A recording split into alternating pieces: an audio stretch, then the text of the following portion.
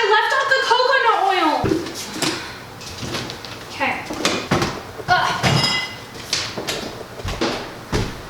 Hi. So, here's my situation at the moment. Is my mic on? Yep. I'm gonna continue.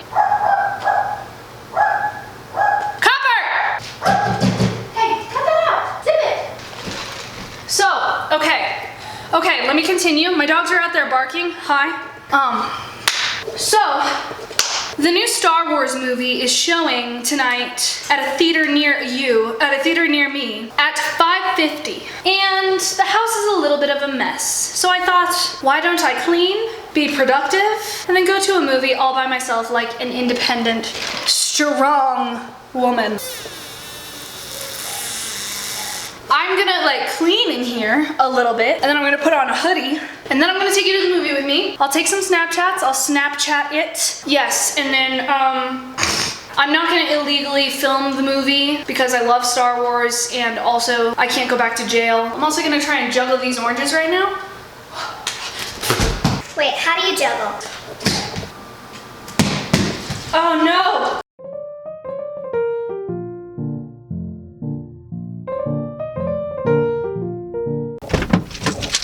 Okay, all right, so now time to reverse. Caroline, you're doing good. You're really doing good. Are you gonna go or are you gonna like not go? Because like if you're not gonna go, like I'll go.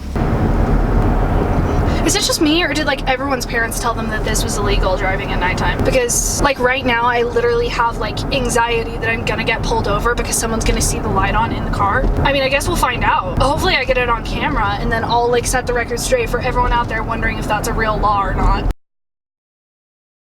So, my camera like stopped filming while I was driving and I don't really know why, but it's okay. Please stay on. Goodness gracious, so rude. I am already 10 minutes late for the movie. I will take some Snapchats and I will insert them and show you guys what an awesome time I had. Okay, catch you on the flip side. Currently at Icon, I am heading in to go and see Star Wars for the 5th time. Honestly, I don't care what anyone's opinion is. This is a good movie. I loved it. And I'm going to see it again. And we don't have to. Here we go. Final order will soon be ready. It will be.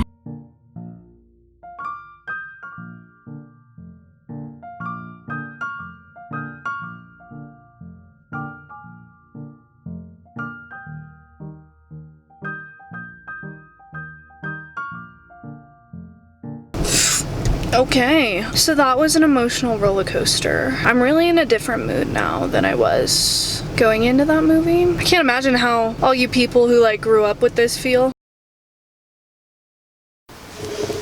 Okay, we are home now. That was good, you know, it was good. I got myself some cereal. So, yeah, blueberry cereal with almond milk. Did I just drip? No, but good stuff. Oh my gosh, I'm getting a call. Give me a second. Hello? Hi. Do you have ice cream at your house? No, I don't have ice cream at my house. Okay, I'm gonna get some. Do you want to get like some sort of cookie or something? Alright, I'm gonna go just have to talk today, and then I'll be over. Okay, sounds good. Sorry about that. So anyways, I'm sure you're wondering why I've gathered you all here today. So here's my thoughts. Lots of people hated this movie, or these movies, you know. I mean, a lot of people liked this movie, but they hated most of the movies overall. Like anything past episodes 4 through 6, everyone was just like, nope, screw that, we're done. Here's the thing, I don't agree. I think you're wrong, and here's why.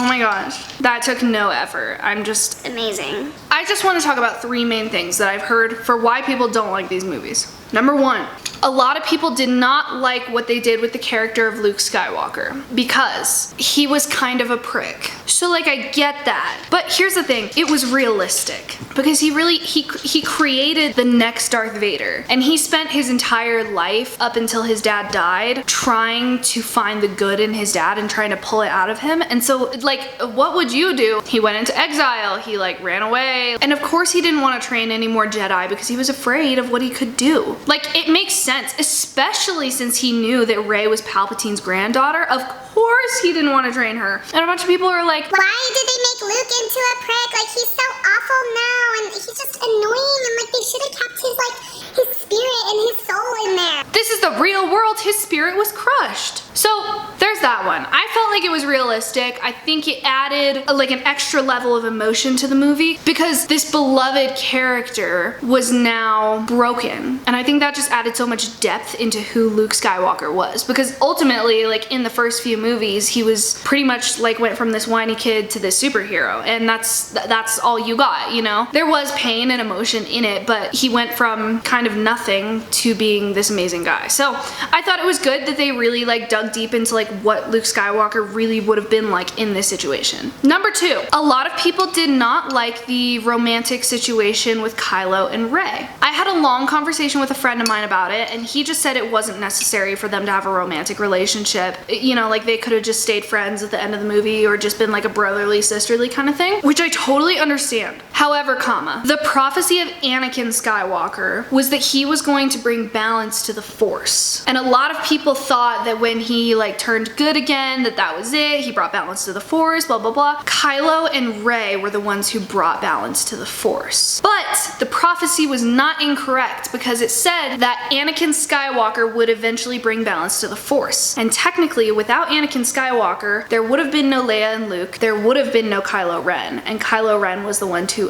ultimately bring balance to the Force. A Palpatine and a Skywalker coming together, making peace, all that. Again, here's the argument that I have heard. Okay, but they didn't have to make it a romantic relationship. Okay, but they did. And here's why. J.J. Abrams, God bless that man, because it's just beautiful when you look in depth at the plot line and why he did what he did and the way that he did it. For there to be balance in the Force, it had to be done through love. Which, yes, again, can be brotherly, sisterly, can be friendship-wise. However, the purest and most amazing form of love, the only kind of love that can bring true balance, is an all-encompassing love. So Kylo and Rey had to have a relationship that was like a friendship, but also a brotherly, sisterly, but also a romantic, because it covered everything. They were one. They were everything to each other. They weren't just in love, but they also weren't just friends, but they also weren't just siblings. It had to be all together to bring true balance to the Force. That is,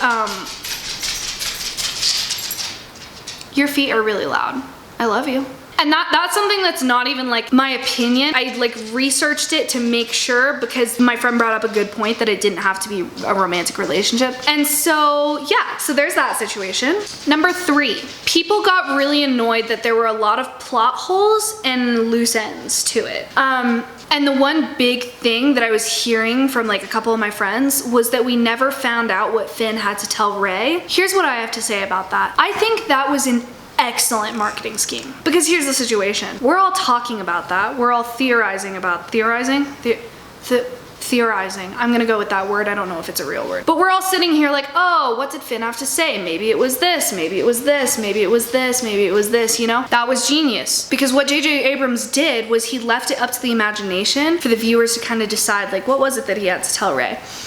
There is a very strong theory out there that Finn had to tell Rey that he was Force sensitive, which makes a lot of sense, especially considering that Finn was on a ship when Rey died, and then he stopped and was like, oh no, Rey. I don't really think you can argue that. But other than My fictional relationship to Kylo Ren, I'm pretty much unbiased watching these movies. And looking at them all together and then doing my research, I feel like I can make the educated conclusion that these movies were brilliant, and you are wrong if you think otherwise. Thank you. Again, beauty's in the eye of the beholder, whatever. You're not wrong if you think otherwise. I feel like you can literally just hear me sucking in my pride with every ounce inside of me.